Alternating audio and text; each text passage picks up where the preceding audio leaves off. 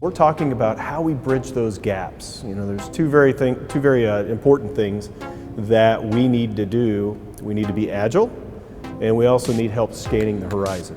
So that's where a lot of these startup companies come to play. They bridge those gaps for us. So we're going to be talking about that today. 3 years ago, when at least when I started this company, the word construction tech just didn't exist. It was harder to recruit. It was harder to get financing. It was harder to really get adoption in the industry. And it's remarkable that in such a short time span, we can get a group of folks in this room together to talk about this stuff that's really emerging in the industry. So YardClub, our role within this is to really reinvent the equipment rental experience. And so what many companies are doing on the people side or communication, we're trying to do on the equipment side. And what that really means is for renters to make equipment rental as easy as ordering an Uber, as easy as ordering something off Amazon. For equipment rental companies, it's a new way for them to connect with their customers and make it really, really easy for their customers to do business with them.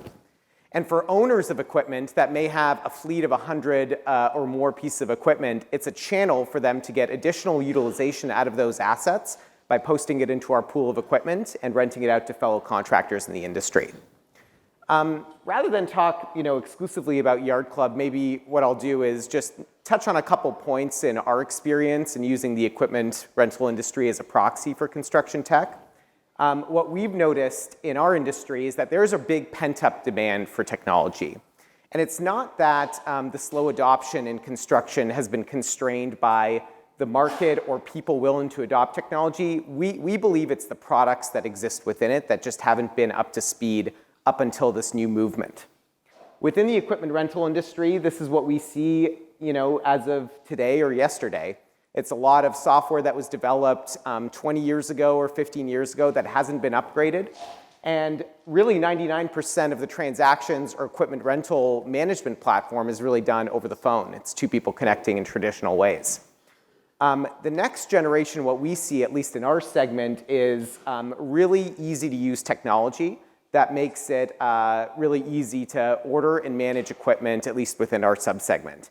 And what we notice, there are three kind of variables that go into that. One is a really simple customer interface when in 1 or 2 clicks, you get to order, manage invoices, equipment, communicate with your job sites, et cetera.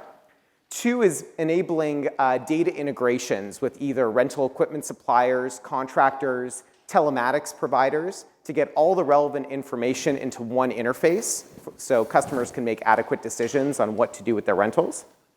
Through that, what we've tried to do is take an existing process here that's really one customer talking through the phone with one supplier and expand that to a broader communications platform.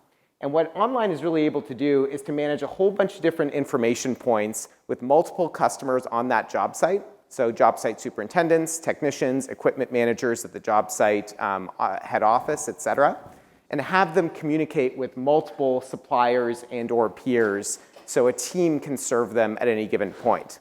And what we've noticed is through the data integrations that we do with various suppliers and through this kind of collective approach where multiple people can interact on one equipment rental, you reduce response times dramatically. In a previous world, it would take about an average of 45 minutes to close an equipment rental contract by the time voicemails are exchanged, a sales rep gets freed up from a meeting to go into another database to go find equipment, et cetera. In our world, when a team is serving a team of customers and we have those data integrations to make all of that data readily available, we're down to about an average of 4 minutes to close those transactions and make everyone's process a lot more efficient. Additionally, we've launched a peer-to-peer platform, and this is where contractors who may have idle assets within their fleet can post those assets to a central database, and renters can access those assets and seamlessly rent between contractors in a way that's never been done before. The average utilization for heavy equipment in the United States is below 50%, and that's just unacceptable in terms of the ROI you get out of purchasing some of those heavy assets. And what this platform enables you to do is get additional ROI on those assets you purchase in a very seamless fashion.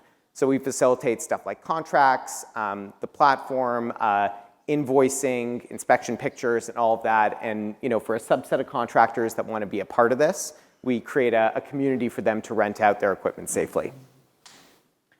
I think the other thing we've noticed in construction technology is the amount of talent that's really coming into the industry that we certainly struggled with at least 3 or 4 years ago.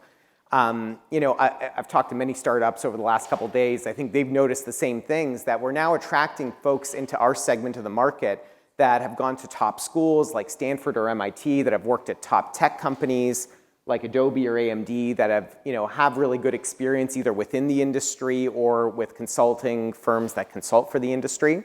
And so that's kind of enabled us to develop better products for the industry and get more rapid adoption.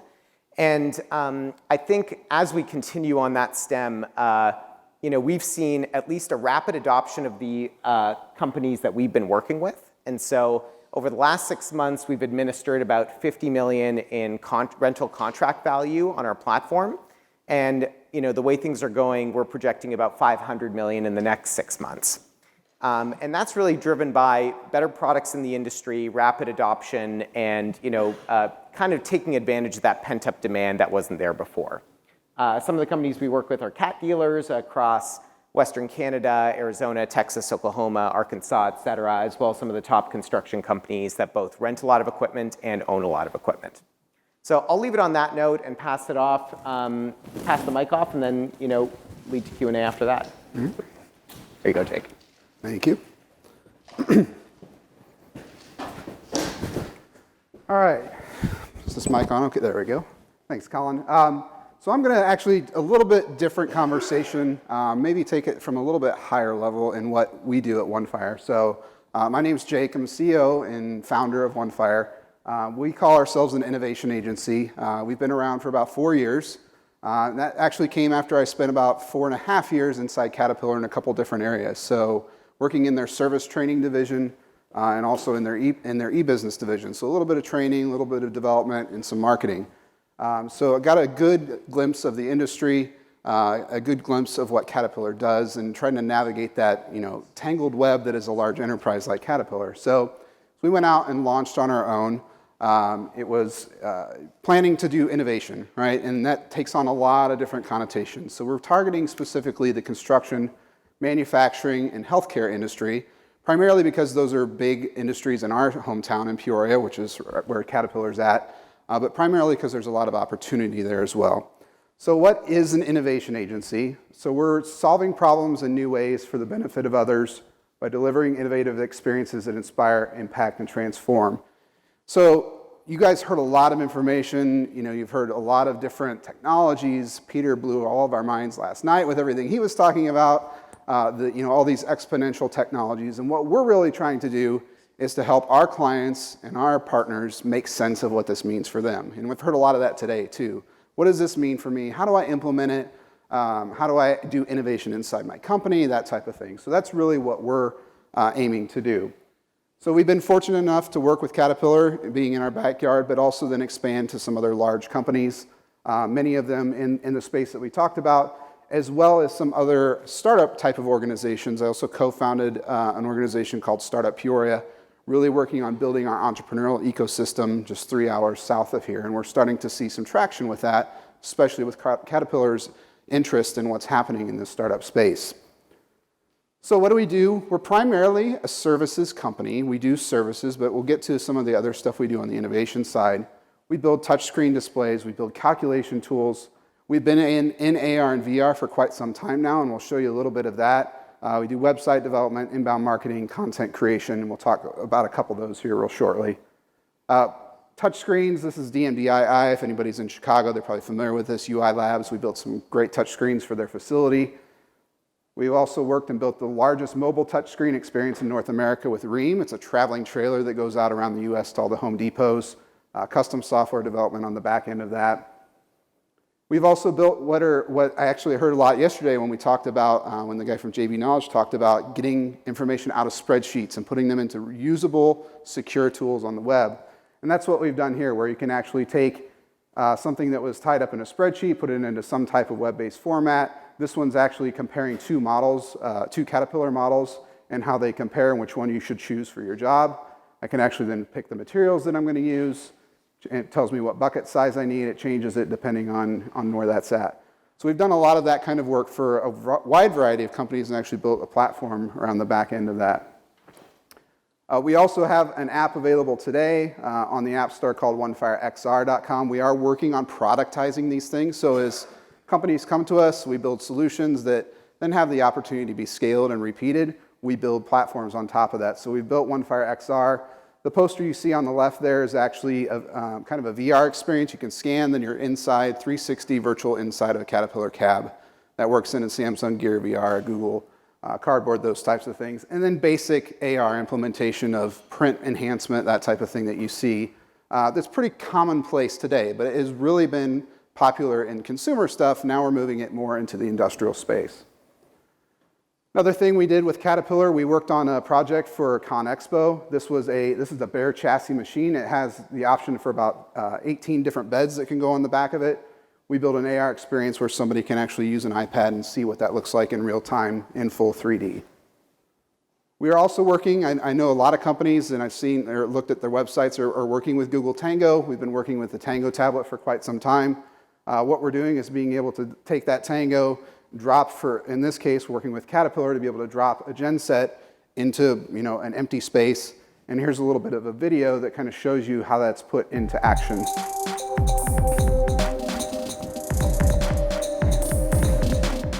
So you can just tap on the screen, it drops that model in right where you're at.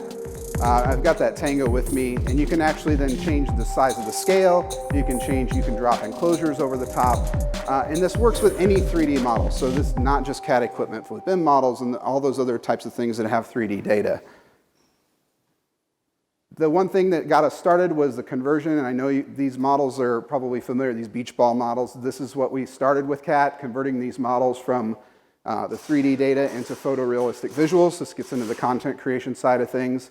We've built over 600 models for Caterpillar and some other customers, converting all their CAD data into these photorealistic visuals. Allows us then to build really stunning graphics, utilizing these. That's not a real picture. Those are all dropped in. Those machines are all dropped in. And then being able to create realistic 3D job sites using some of that 3D data and the Caterpillar machines. We're also a partner with HubSpot, which is inbound marketing. And then the one thing I want to touch on too is Inkling. So I've had some great conversations like we did last night at dinner about the challenge that a lot of companies are facing with documentation, things that are pent up in PDFs that are stuck that you need to be able to search. You need to be able to find information much more quicker than you ever were before, and stacks and stacks and stacks of paperwork. Inkling is a platform that we've partnered with that allows you to take that into an all-in-one content platform. And really all this to say is we may not be a technology company per se, but we're out looking for the best solution for what our customers need. So this gives you a real quick overview of what Inkling does. Time and money into really important content, like customer white papers, product references, and employee training guides. But today's content tools came before mobile phones and tablets. So we're stuck with paper, PDFs, and slide decks. They don't work well on mobile phones, and you can't even see who's using them. Inkling fixes all of that. It's a single system that lets teams create great content, share it everywhere, and measure how it's being used. Create great content experiences for any screen size. Simply drag and drop videos, slideshows, quizzes, and more for engaging content. It's easy to collaborate with built-in workflow tools. When you're ready, share your content securely on the web or through an app. Select who sees the content or publish it publicly, however you'd like. And if you need to make an update, just click Publish and you're done. Even offline users will be updated when they next connect. Ever wonder who's reading your content and what they care about? See how and when your content is being used through an easy-to-use dashboard. Use data insights to iterate and improve your content ROI. Inkling simplifies everything about the content that powers your business. Create great stuff, share it everywhere, and measure how it works. A single platform that will improve your most important business communication. That's Inkling. So it's a great partner that we've been working with here recently. Provides a lot of opportunity in this space for a lot of our customers. And real quickly, before we get to Q&A, I just wanted to talk about OneFire Labs. So much similar to JV Knowledge, they have a labs division. We do as well. What we're working on in this space is innovation, consulting, and execution, actually building out our own products and becoming actual software companies. And we've had the fortune to work with Caterpillar and some other companies in doing some exploratory AR, VR, and IoT work. Innovation, consulting, and execution, we actually just recently brought on a CAT retiree of 35 years, Bruce, who's here with us today, who's been trained in doing the Singularity University, all the strategy and innovation strategy type of stuff that's happening at large corporations. So what we're trying to do is come in and help companies with that. They may not have no idea where to start, where we can come in and do those workshops and help them with that. We've also built this process that we call the nucleus process to help companies take things from idea and actually into execution. As we've heard today and yesterday, there's tons of great ideas out there, but unless you have a methodology and a way to actually execute on them, they'll always stay ideas and they may just end up sitting on the shelf.